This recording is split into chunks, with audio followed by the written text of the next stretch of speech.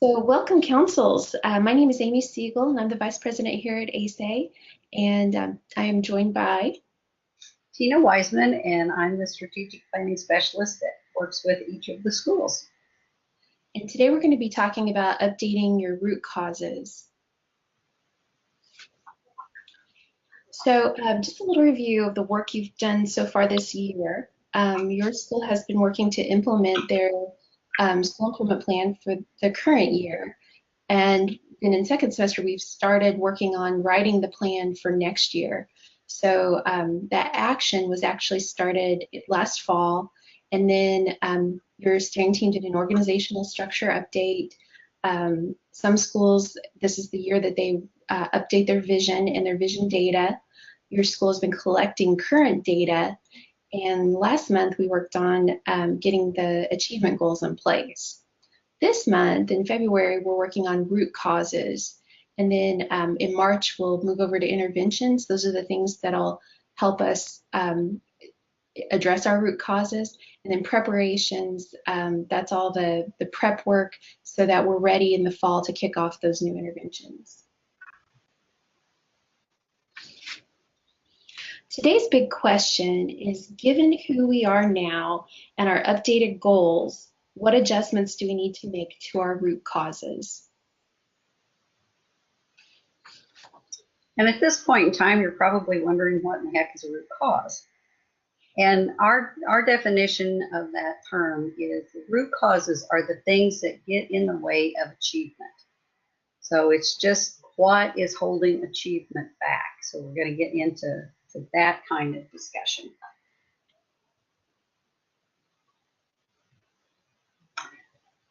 The root causes answer the question, why aren't more students reaching the benchmarks in our goals?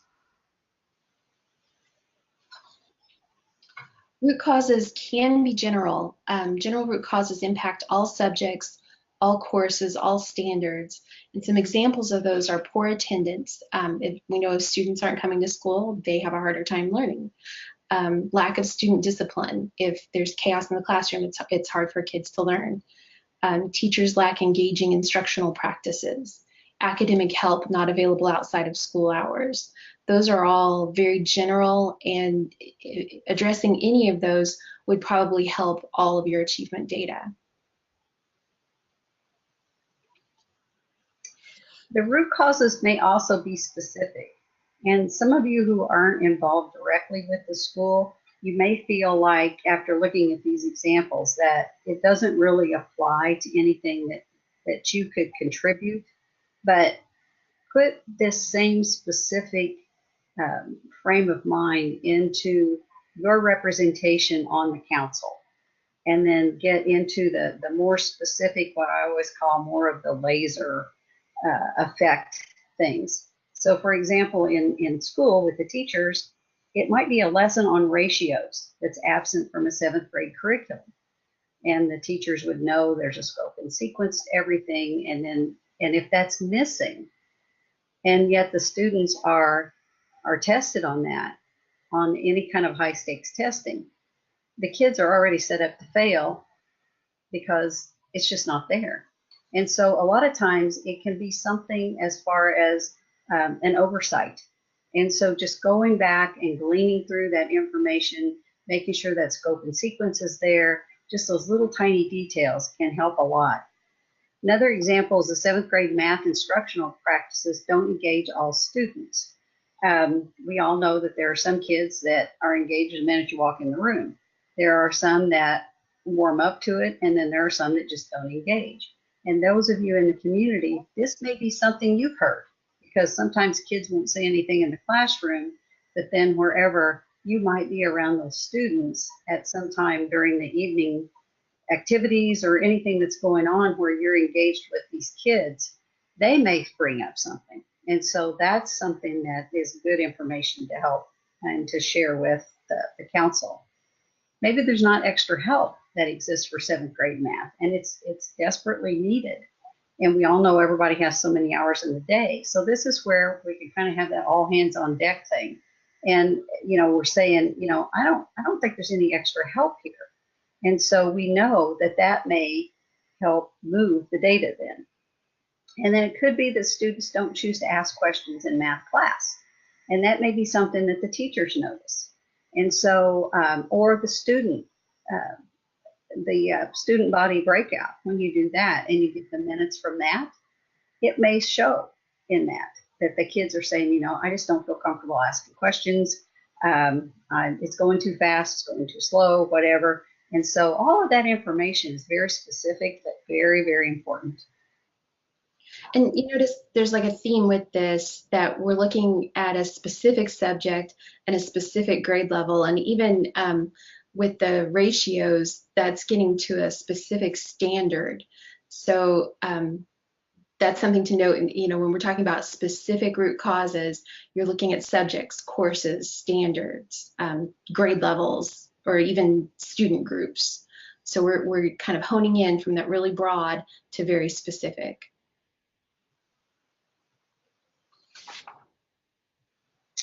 The root causes, always remember, are supported by data. And that's why it was so important to gather all that data through your root cause self-studies, and as well as any of the data that you've done up to this time. And so, for example, you don't want to just guess at what's going on. I think it's because the kids, this isn't happening or that isn't happening. Have the data to back you up. And then otherwise, it's just kind of a shot in the dark, and you don't want that. So it's, really look at your data. So for example, with poor attendance, it might be that 7% of all students are absent more than 10 times during the year, according to school records. With student engagement, 67% of the kids report that instructional practices are not engaging, and that maybe come from a survey. 67 is a lot. And so, and here again, 37 say, nah, I don't really complete my homework every day. So, it's look at that data, because it's going to tell you an incredible amount of, it's going to give you a lot of information that otherwise you might just be sitting there just kind of spinning your wheels. So always look to the data.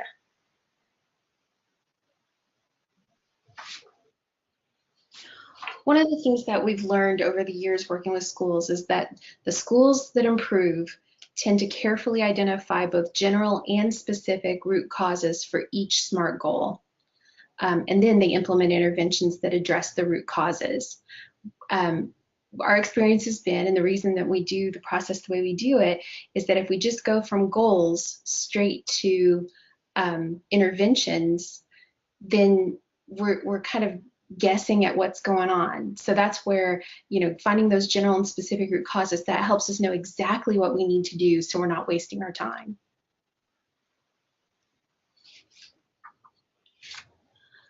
So, where do you find root causes? And if you've been with us for a while and doing this process, you'll probably remember we provide these root cause reports, and they cover 7 areas: assessment, curriculum, environment, expectations, extra time and help, guidance, and instruction. These all come from ASA's Elements of High Achieving Schools. These are the areas that we've identified that schools that are addressing these areas, they tend to do better than schools that aren't. And yeah, so these are critical to the student success in your school.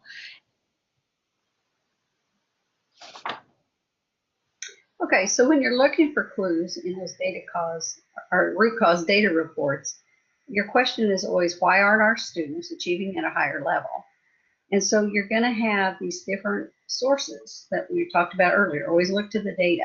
So you're going to have survey questions answered by the students, by the teachers, by parents, and community. And we're nagging you to get as many community responses as you can, or as much as you can, and as many parents to respond as you can, and everybody for that matter. The more the better as far as the data goes. If you didn't survey this year, that's fine, because your data is not old. I mean, if it's only a year or two old, you're still okay with that. And so you want to be sure and look at that. You also have the self-study questions that are answered by the steering team. And sometimes I think that's kind of an overlooked gold mine.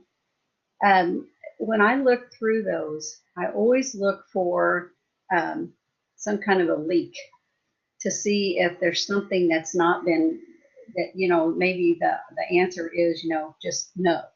And then from that, which it looks like if I look at my notes, well, I'm going to get into that just a minute, so I'm going to keep moving with the other. With the root cause report, this is a sample survey data. And so you'll remember that the statement is put to each group. I expect myself to continue my education after high school. And then it's broken down into the 4 different groups. So you can look at that. And there again, it's amazing when you see the difference. And this is not this is not an odd or a unique answer where the students say 88%. Why, absolutely. The parents, well, 100%. That's the way it goes. And then you get to the teachers, and it's like a reality check. And it's kind of that, it's not a negativity thing. It's a reality. I don't think that 48% of these kids are truly ready to continue that. That's a conversation when you have that.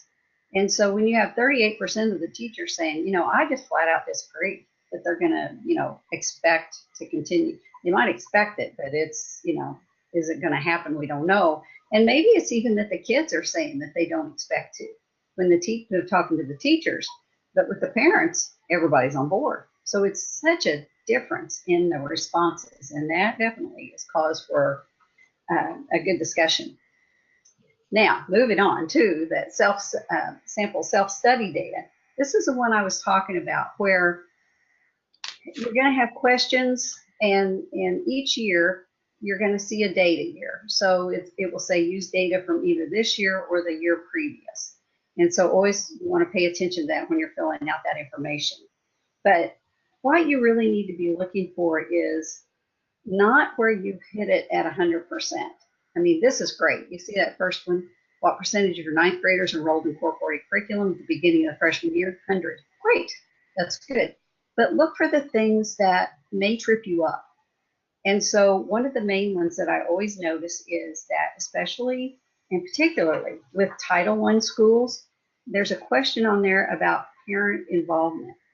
And more often than not, the answer is no. Are we happy with our parent involvement? And so that's something that counts. That really needs to matter. So as you go through and look at these, yes, you have to answer these to meet certain requirements for PL 221, rules and regs, all those different types of things. But it's also you're telling your story. So don't ever overlook these self-study data reports.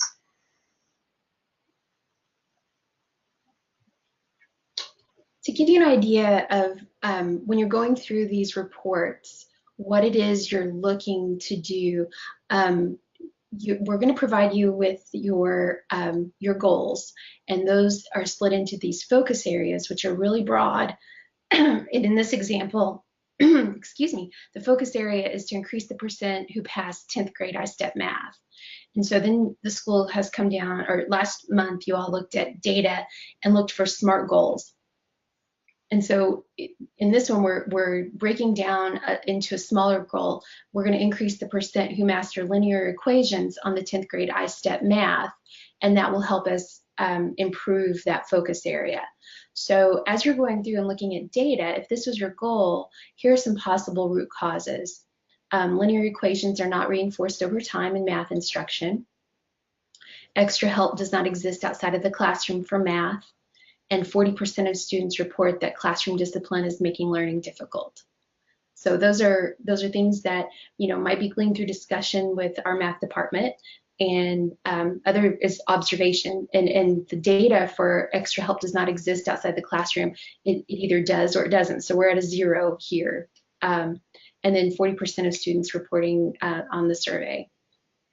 So that's our goal, is to get to those possible root causes specifically for each of those SMART goals.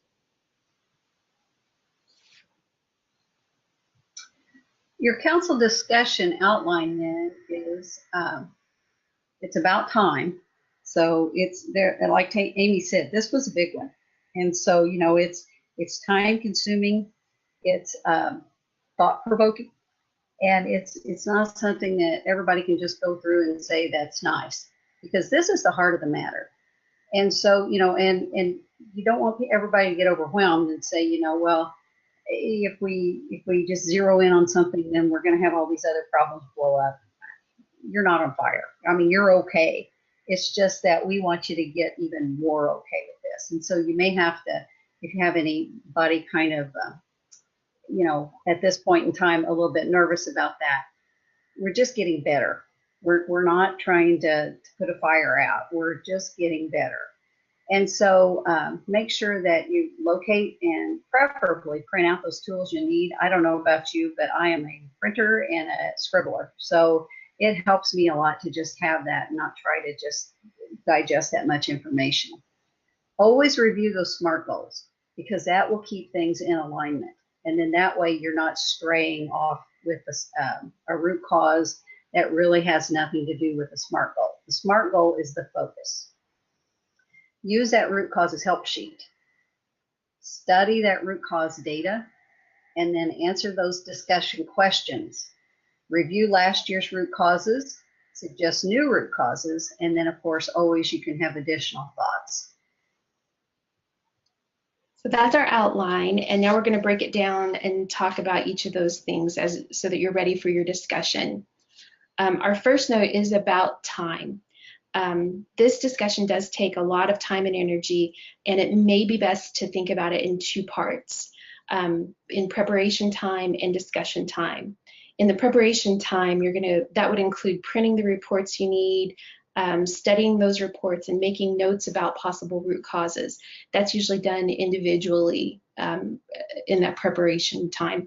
The discussion time is the time to come back to the group and either online or in person, whichever your school is doing, then that's where you're sharing your findings and responding to each other. And yeah, that's a good root cause I hadn't thought of, or well, I see this a little differently. Here's what I found in the data. So have that discussion, but really you can't get into that discussion until you've done the preparation work. So if you're doing your discussion online, if your school is, we highly, highly recommend that you keep that discussion link that was emailed to you until this is all over, so that you can get what you need from the as far as the reports, and then you can return after you've had a chance to review the data and participate in that discussion. So to find those reports, as we were saying, you're going to locate and print the tools you need, and these are mostly the reports. You'll notice at the top of the discussion page, and you might be watching this video on the discussion page, at the top on the right-hand side, there's a column that says instructions, and all of the reports that you need are in this instructions area. If you don't have access to a printer, contact your discussion point person for help. And you can see, I'm pointing right now, for our school, I am the discussion point person. So it has my name, my phone number, and my email address. So if you need help with your discussion, find that person for your school and see if they can help you get the materials printed out. If you're meeting in person, your steering team has probably provided you these reports already. So that's where they are.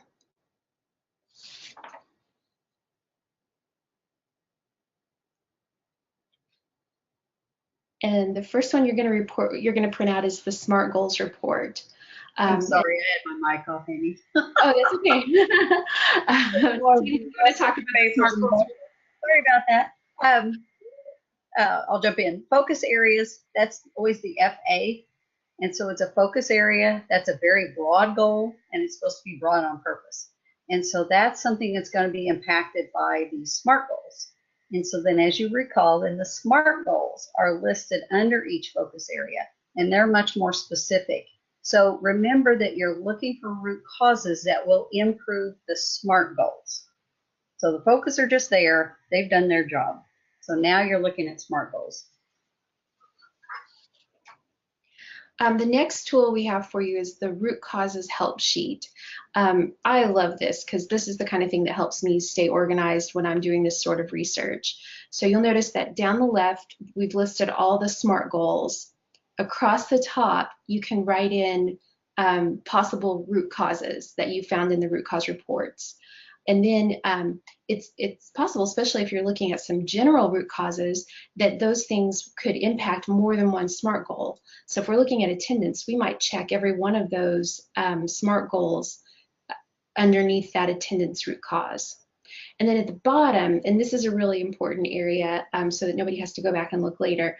So you've got your possible root cause at the top. You've checked off the SMART goals that could impact, and then you want to put in the evidence. So whatever it was in that report or in other data that you found, you put in the evidence down there so that everybody knows why this is really a root cause. It could be, that if our attendance rate is actually very, very good, that yeah, we could try to reach, those last few kids who aren't coming to school as much as we want them to, but it might not be our priority because the evidence shows that it wouldn't impact a lot of kids. So it's really important to put that in there, and so we give you a place to do that.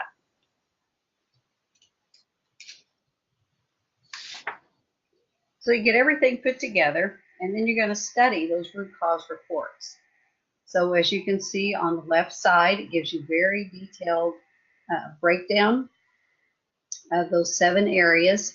And the root cause survey and self-studies are completed every 3 years. So you can find the date of the last self-study, which this one shows that it's in 1819. And then it's broken down into each of those areas. So it's every self-study question and every survey question that deals with expectations. If that's what you want to look at, then that's what you click on. And then it breaks all this out, parses it out, and puts it in the right little column. And so each of those packages have very specific things to those areas of success. And so it's optional, but it's important that if your SMART goals have specific student groups, study the root cause drill down reports to find the possible root causes for those specific student groups. And the reason that it is important is because there again, the more specific your root causes are, the more focused your interventions will be. So you're just not throwing a bucket of water on it. You're almost using the eyedropper to get right down to the heart of the matter.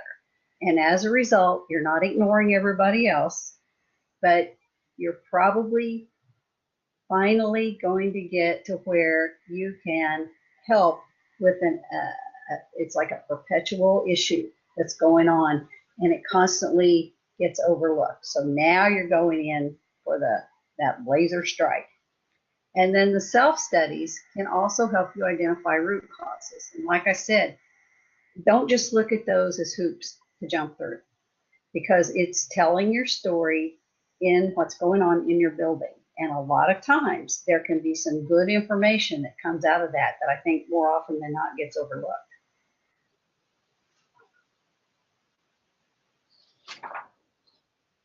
Okay, so now that we'll say that you've done that first part, that preparation, and when you're ready to start answering discussion questions, if you're doing that online, I just want to go through and make sure that you're aware there are 3 parts to this. In part 1, you're reviewing and revising the current root causes. So we're going to list each of the current root causes. Those are in the plan that your school has been implementing this year. And we'll decide, we'll ask you, do you want to continue this root cause for next year or omit the root cause for next year? And then it could be that we just need to tweak it. So we give you a comment box there. So if it just needs some, continue it, but make some changes. So that's part 1. And if your school has a lot of root causes, there could be quite a few listed there. So just make sure that you're going through each of those. And then the next part, in part 2, we're going to be asking if there are any new root causes we need to add. So if we've changed our goals, it could be that we've omitted a bunch of root causes. So now it's time to add. What are the things that that we need to work on for this set of goals? So and we'll give you some guidance there about how to format it. And you can say, like, one situation that's interfering with our ability to reach this or to reach a specific SMART goal is, and then you give your data or give your root cause and the data that goes with it. And then in the last section, we're just asking you for additional thoughts. If there's anything else that you think needs to be discussed about root causes, this would be the place to do it. Or if you have, questions that you'd like to pose to the whole council, and hopefully, folks will read those and respond. So try to, during this discussion, try to come back and look to see if there are things being discussed. If you're not doing that in an in-person meeting, or if you are having an in-person meeting and not everybody was able to attend, take a look at the online discussion so you can see what folks are saying.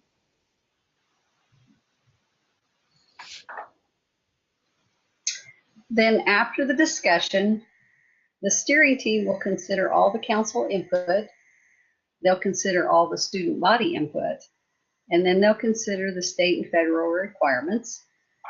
From there, they'll update the root causes, and then they'll send the new root causes to the council members and ask for consensus.